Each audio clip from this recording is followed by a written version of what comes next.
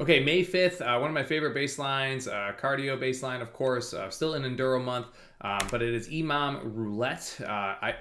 It's just, this is one of those workouts that, like, when I was trying to create baselines, trying to create structures, just something that's different, right? A big part of group fitness is being able to do just stuff you're not going to do by yourself. So that was kind of like the outline of the structure. But I also want to put the ball in your guys' court, meaning I really, I think the most progressive workouts, the ones that have the most value, especially in group fitness, are ones that allow the individual to dictate what they're going to do. Because again, I can't tell an entire group to do the same thing. That's not very individual. But I can tell you guys an expectation, how it should feel, what you're trying to achieve, and then let you, based off what you know about yourself, kind of set the thresholds and set the lines in the sand here, which is exactly what this is and what it encompasses. So you will get the most out of this workout the more you know about yourself, and the more precise you are about yourself, the more challenging this is going to be. So if you've never done it before, obviously you can kind of just wing it, see what it goes, take notes, take a picture for next time. If you've done this in the past, which I know a ton of people have, definitely pull those photos up. You can get a really good idea of where you left off, and you can try to make those steady improvements forward if you think you are conditioned enough to do so. So how this is going to work is the treadmill, the bike, the rower, and the belly burpees in that order. It's going to be on a 40-minute EMOM clock, and your goal is to finish, the treadmill distance in a specific, obviously before the minute is over, and then the biking calories, the rowing calories, and the belly burpee reps, and you just keep going through this 4-minute EMOM on repeat until you fail, which I'm going to go over next. So this is kind of what it's going to look like on your guys' whiteboard. At least this is what it should look like on your whiteboard. You get the tread, the bike, the rower, and belly burpees, like I said, in that specific order. And then the part of where the autonomy comes in is you're choosing it based off of you and what you think you can do. And typically the best thing you can do is start backwards and work your way down. So how this works is you're going to go on the treadmill. I just use pretty basic numbers here. You're going to do 10 meters on the treadmill. You get the rest of the minute to rest. You're going to go to the bike. I put 4 calories in my start position. I'm going to do 4 calories, rest for the rest of the minute. 4 calories in the rower, rest the rest of the minute. 1 belly burpee, rest the rest of the minute. And then I'm going to move on. So now we're into round 5, or round number 2, technically, of the entire thing. My treadmill goes up by 10 meters. My bike goes up by 1 calorie. My rower goes up by 1 calorie. My belly burpees go up by 1. And then I'm just going to go and continue to follow this all the way until I fail. All right. And if you fail, you're going to kind of circle, right? I'm right here on rower calorie number 7. You're going to circle that or highlight it on your whiteboard, so you know that you're no longer going to ascend.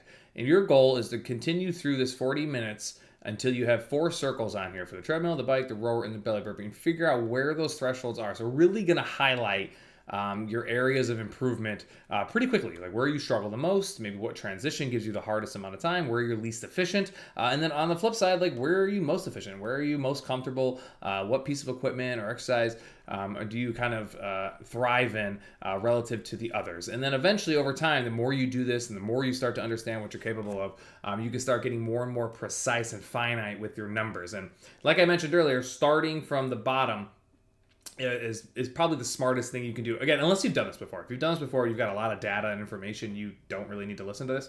But if you've never done it before, or maybe it's been so long, you feel like you're kind of like a new person in terms of working out and your ability, you want to go down to the bottom and be like, all right, in round number 10, we're talking minutes 36, 37, 38, 39. Nope. 37, 38, 39, and 40. What am I capable of, right? So we're obviously going to be very fatigued at this point.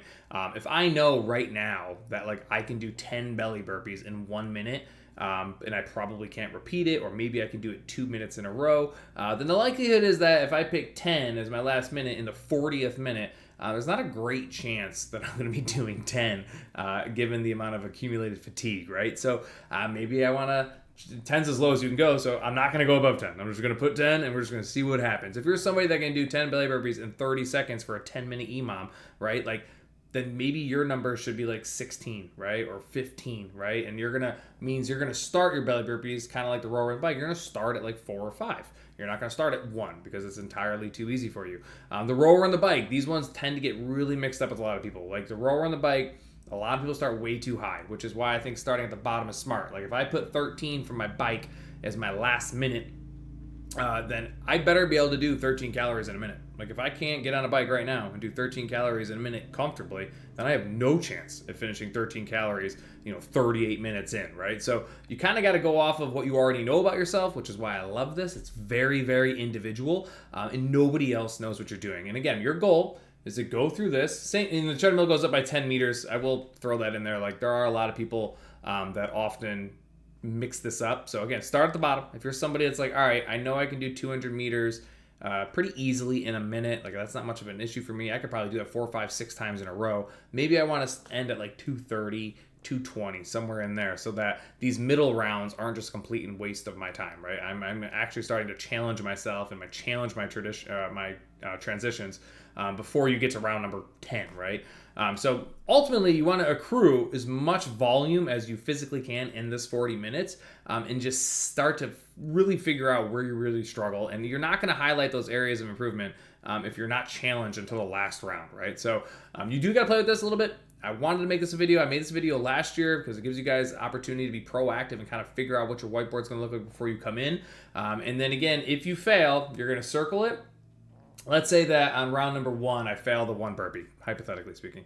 I'm going to circle that. When I get back to the belly burpee, everything else is still going up because I continue to succeed. My belly burpee is just going to stay at 1. I'm no longer going to increase my belly burpee reps or anything else if you fail because I couldn't finish the prior round. So when you guys are working through this, the goal is to eventually fail. You're just going to maintain that number every time you get to it, while the ones you're still successful on, you're going to continue to climb and try to get through as much of that 40 minutes as possible. Now, if you overshoot yourself, or maybe you're just not very conditioned in this particular modality, and you fail on round like 6, and you have 4 circles on round 6, you could, in theory, just stop if you wanted to. I would highly urge you to just try to maintain those failure numbers or get as close to that failure number as you can for the remainder of the 40 minutes. You do get the entirety of the workout and the volume. So, and again, it falls right into our monthly emphasis of Enduro Month. So anyways, hopefully that made sense. There was also a video for this last year. I made one in YouTube somewhere, and if you guys have questions, let me know. But again, the point of this was to give you guys opportunity to think about it, set yourself up, and have numbers in your head